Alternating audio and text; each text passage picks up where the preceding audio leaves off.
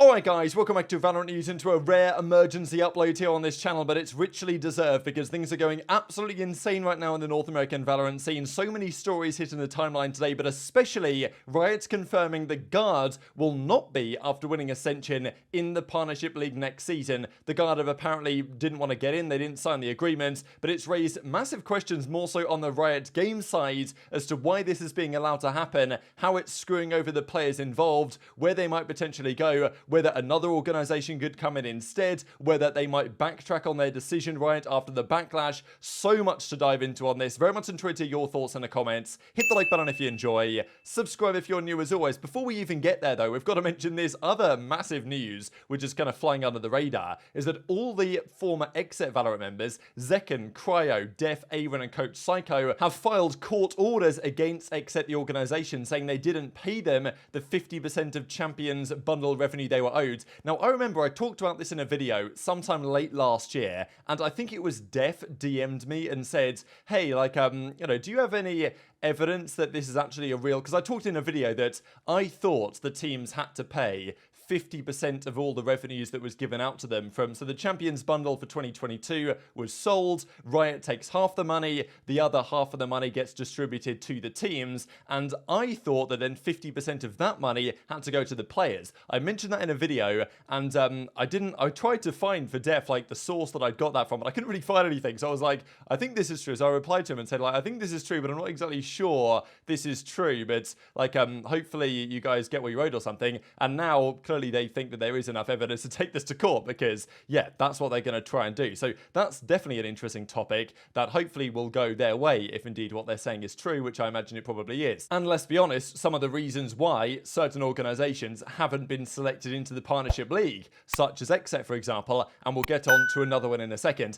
Now, there was also this from Scream confirming he will no longer be a part of KC. He says, I've kind of taken my distance from social media for the last couple of weeks, but they've now informed me they're shutting down the roster and therefore I must explore my options. The full English translation is here talking about understand the decision, you know, I was not perfect, I have to take some responsibility, but I'd have liked to experience more celebrations together, but I still have the motivation, I want to return to the server, but it's probably not going to be on KC after, well, they're going to seemingly disassemble the vast majority of their roster, but plenty more updates I'm sure on rosters to come, and there's going to be a lot to talk about tomorrow as well. But let's talk about the big one then, as VALORANT Esports and they come out with an update regarding the teams participating in VCT Americas 2024. The idea of the Ascension League, or let's say the Challengers League, and then the Ascension Tournament, is that 3 teams around the world from the 3 respective leagues, now there's going to be 4 leagues because China's coming into the mix, get promoted to the VCT. Now, it was always a thing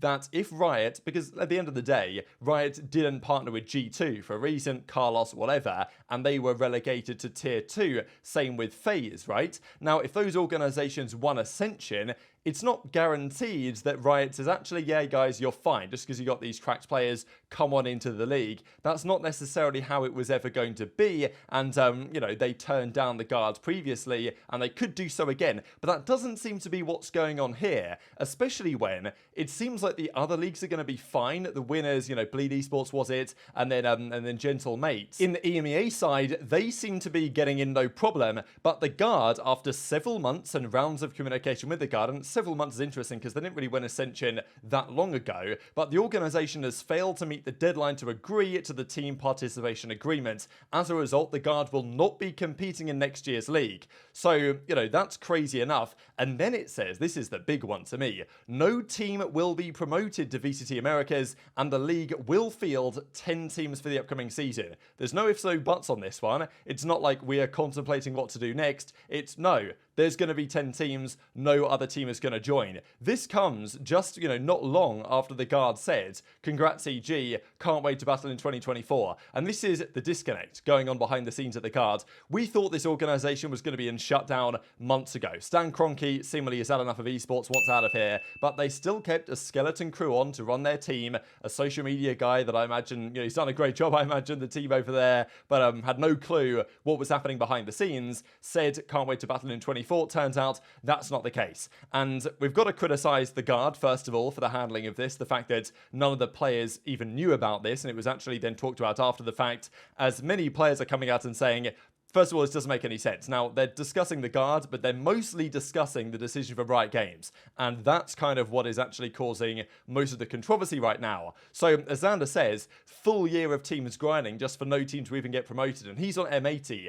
and he has good reason to raise this question. And the guard players then saw this, actually after some of the other players, and they didn't know this was going on. They found out through Twitter just like we did. What did I just wake up to? There's no way, man. Nah, we didn't know anything. We get this from net. You know, I'm devastated. All the hard work and sacrifices we went through. Some things in life are just out of your control. But, you know, they wanted to stay together as a team. They won't be able to. Part of that, I imagine, is the guard.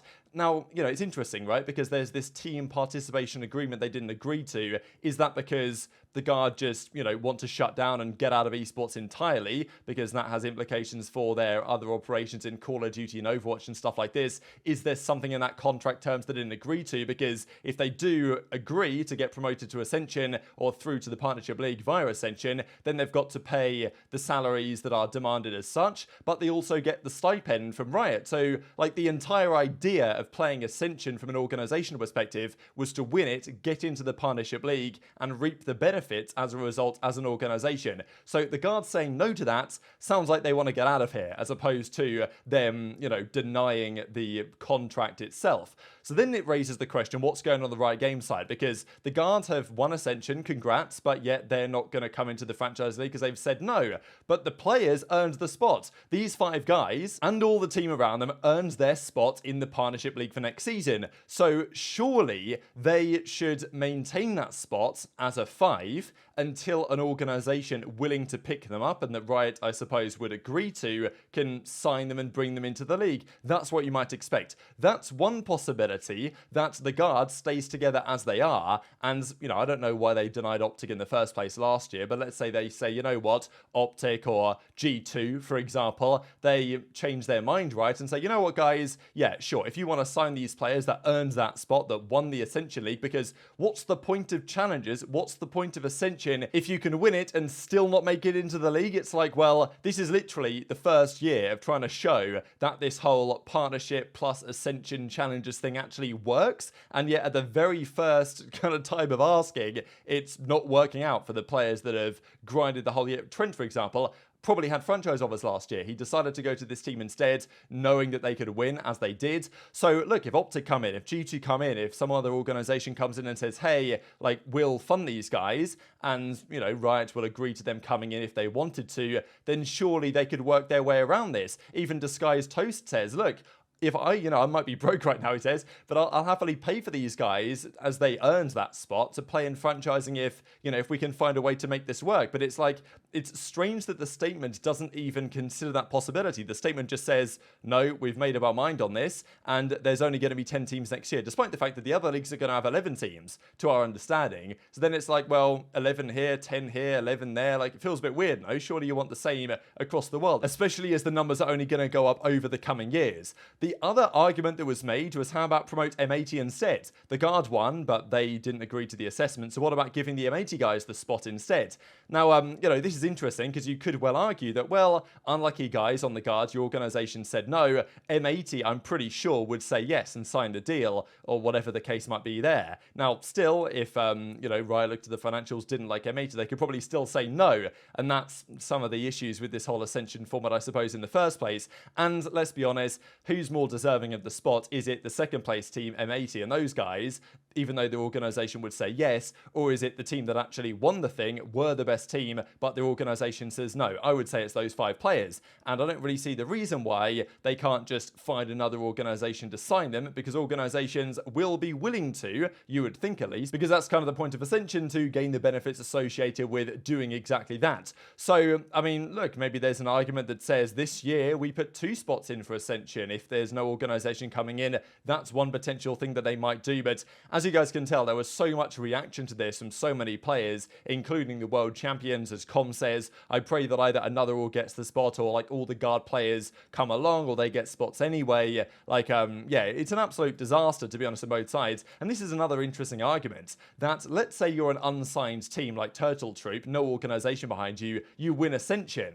What happens then? I mean, you know, as a team of 5, you can't be in conversations to sign a deal with no organization. So do they just say, oh, unlucky guys, you know, good grinding for the year, but it's not going to happen? Surely in that circumstance, another organization would be able to come in, start representing them post-season, and therefore, you know, come to the negotiations with Riot for the new year. So it's an absolute mess, really. Now, thankfully, because this is one of the other arguments that was going on, was what if the guards had actually, guys, we want to buy out for our players. We're saying no to the franchise league to come into the partnership league, but if you guys want to get our players to sign you to your organizations, let's say Cloud9 or something, you've got to pay us a buyout. Now, and Riot wouldn't necessarily be able to say no to that, but apparently the guard is going to release all players for free, which is good, and I imagine the vast majority of them will find their way into the league anyway. There's been discussions here from James OF that Nets to Cloud9, potentially Valorant, Trent to NRG, but it's like for Tex, Jonah P, Josh RT, it's